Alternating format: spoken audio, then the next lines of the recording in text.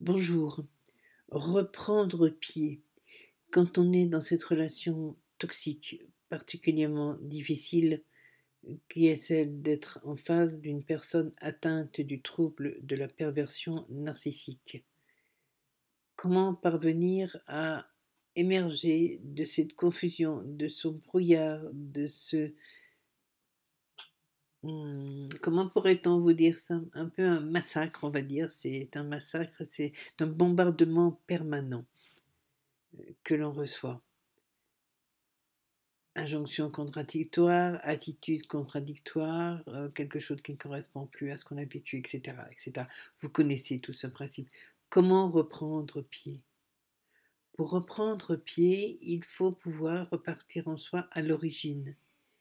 Il faut se poser quelques questions, simples pourtant, essentielles, importantes. Se demander. On se pose assis dans un coin, dans un endroit où on peut enfin être tranquille, hein, sans l'autre, loin de l'autre, où l'on souffle, et se demander qu'est-ce que cette rencontre avec l'autre a éveillé comme rêve en moi. Qu'est-ce que j'y crois qu'est-ce que je crois y avoir trouvé? Qu'est-ce que j'ai cru que l'autre voyait en moi?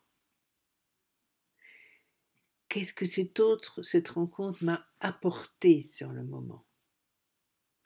Toutes ces questions, ce sont des questions non pas de compréhension de ce qui se passe dans l'autre et dans la relation, parce qu'en permanence, la victime est là. Elle se pose des questions pour comprendre qu'est-ce qui se passe, qu'est-ce qu'il en est, qu'est-ce qu'il y a, etc. C'est pas comme ça.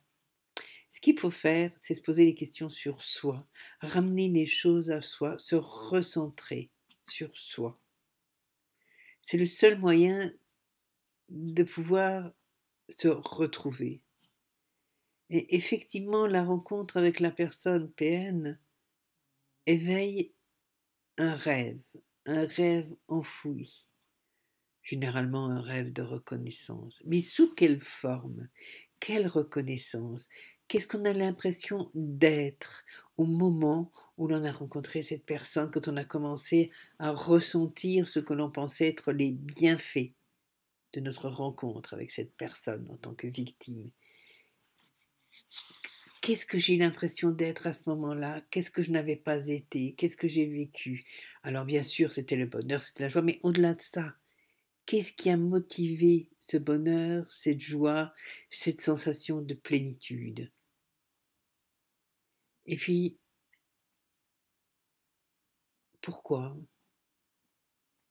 Pourquoi ce rêve? Pourquoi cette quête?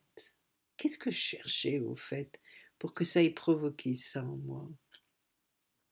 Comment ça se fait que je ne l'avais jamais vu?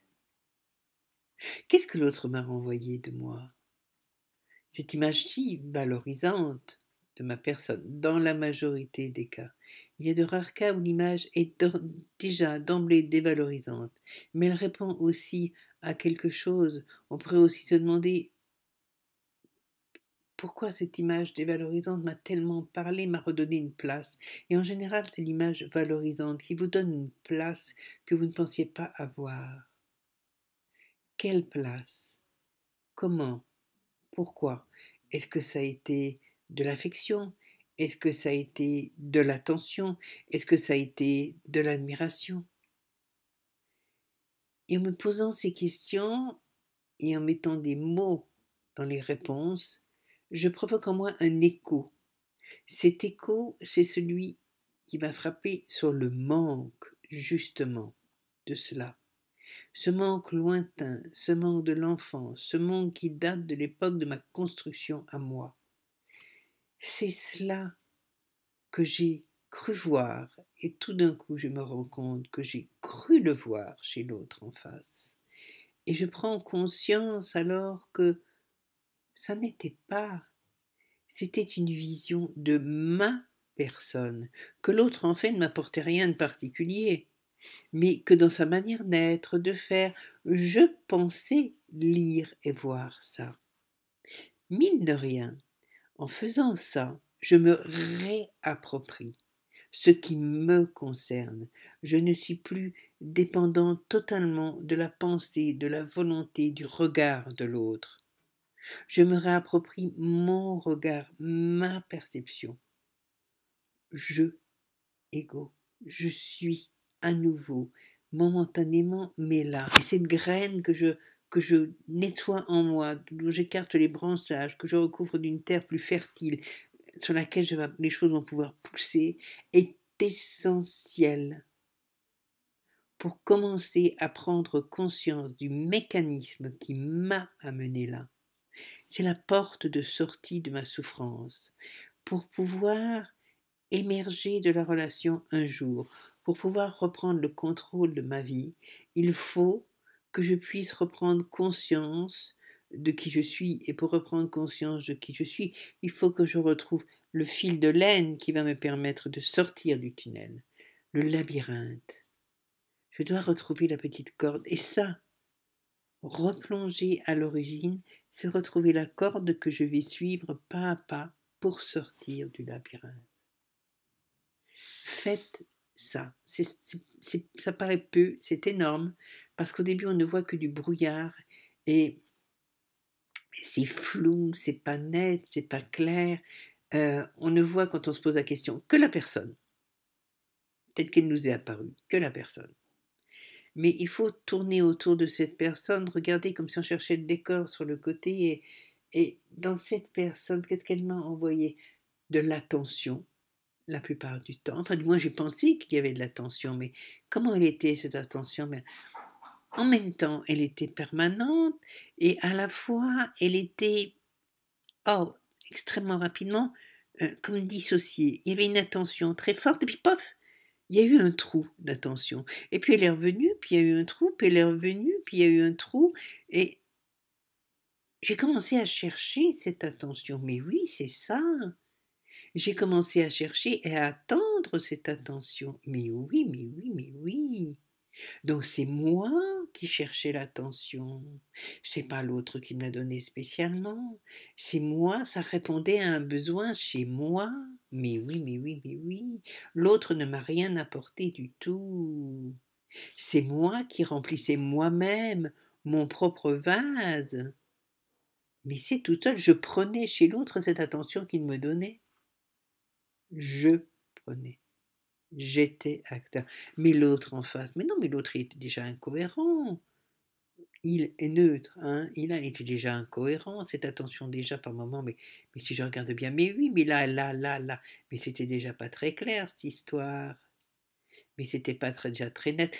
Et petit à petit, on déconstruit cet autre idéalisé auquel on est si attaché. On déconstruit ce à quoi on a rêvé. On déconstruit le portrait magnifique qu'on a fait de l'autre. On le fait sans violence, mais on le fait. Et c'est en le faisant qu'on fait tomber ce mur, cette façade qui nous bouche l'horizon, notre horizon. Et le pouvoir de l'autre petit à petit diminue jusqu'à disparaître. Alors ce travail-là, souvent, on le fait après. Mais si on parvient, et si on se met à le faire pendant, quand on commence à vraiment être mal et à plus comprendre, alors on peut reprendre la maîtrise de nous-mêmes, la maîtrise du problème, de la problématique de cette relation. Et on peut espérer en sortir beaucoup plus vite qu'une victime qui n'a pas eu cet outil en main. C'est un outil dont il faut vous emparer, qu'il faut travailler sans forcer. Il ne faut jamais aller se forcer dans une relation qui vous déstructure autant, qui vous met autant à mal, parce que de toute façon, elle tape dans quelque chose qui est enfoui en vous, qui s'est caché, qui s'est tapi en vous parce que c'était trop douloureux. On n'appuie pas sur la douleur, ça ne sert à rien. On le fait doucement, avec son cerveau, et le cerveau est un excellent protecteur du cœur. Et les choses se font comme une perfusion, goutte à goutte. Mais elles se font. Voilà. Essayez de le faire. C'est pas simple, ça ne vous paraîtra pas simple, ça n'est pas simple. Pourtant, les questions sont simples, les thèmes sont simples, et il faut rester sur ces questions-là et ces thèmes-là, et revenir régulièrement jusqu'à ce que les choses soient claires et qu'on sente en soi ce détachement de ce qui a été, donc ce détachement de ce que l'on croit vivre, de ce que l'on pense être un sentiment envers l'autre, qui n'est en fait qu'un besoin qu'on essaye de satisfaire, un besoin profond au fond de soi, mais que l'autre ne peut pas satisfaire. Je suis là si vous avez besoin, si vous avez une question, parce que ce n'est jamais facile d'essayer d'expliquer ce genre de choses. Vous m'envoyez un mail si vous avez une question. Si vous souhaitez une consultation, vous m'envoyez un mail aussi. Je gère une association, nous aidons, donc ces consultations sont payantes. Ça nous permet d'agir pour d'autres personnes et sur d'autres choses. Si on a un problème financier, on n'hésite pas à dire, hein, c'est une association. Ce n'est pas un but lucratif, c'est un but non lucratif. Donc on tient aussi compte des difficultés financières de tout le monde. Et puis je vous dis à bientôt pour un autre webinaire pour travailler sur nous-mêmes. Les relations toxiques, hélas, nous mettent en face de nous-mêmes, mais plonger sur nous-mêmes aussi juste nous, quand on en sort, peut-être bien. Hein, la prochaine fois, ça serait pas mal. Allez, pleine lumière, à bientôt. Au revoir.